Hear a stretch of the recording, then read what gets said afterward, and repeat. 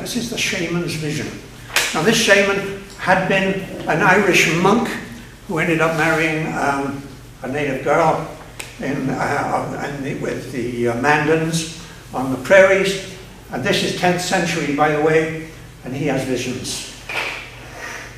The shaman's vision.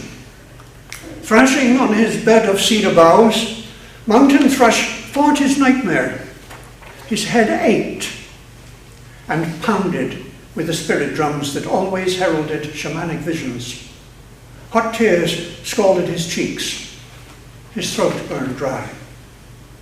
2 days before, he'd climbed up onto the plateau from the river valley. His totem, the grazing buffalo, only raised their heads and gazed as he trudged by. Possibly they understood that this was no hunter, but a holy man who knew them well. Near the buffalo and prairie dogs, a stand of dark green pine beckoned to the shaman. Such ancient trees marked the sacred place of dreams where only he could go. Years before, he'd followed the line of 4 planets to that same spot, and when a shower of fire stars signaled stop, he crouched beneath an ancient tree, thanking the tree for its presence there. Then as now, he placed his body in a hollow between large roots, down among the stones and needles, drawing strength from the tree whose wisdom came from many, many generations. The tree spirit took him into its very core.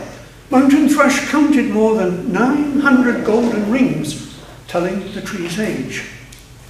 The tree's wisdom spoke to him of what it had seen and what the ancestor trees had seen, and those before, even when the land was under ice and when the inland sea came to those ancient hills. As always, when the visions came, he felt overwhelmed.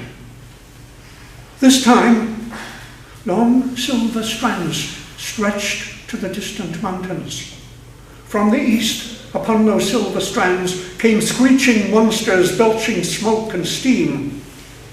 As the monsters passed, the buffalo fell in heaps and mid piles of bones and rotting flesh.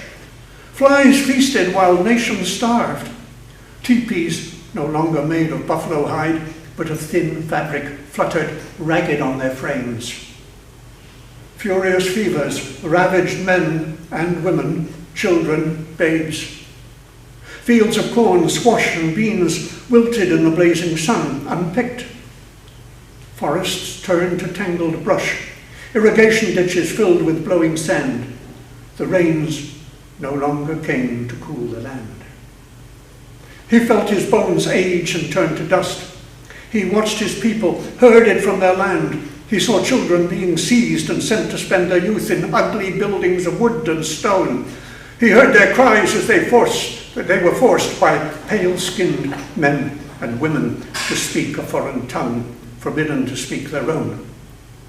He saw hunters no longer permitted to hunt and fish for food. Spirit voices cried to him that the sweat lodge, spirit dance and potlatch were prohibited. He smelled the vomit, bitter breath of men and women, boys and girls, as fiery water burned their bodies and minds and ruined their lives. No more. I beg you, show no more. Thank you.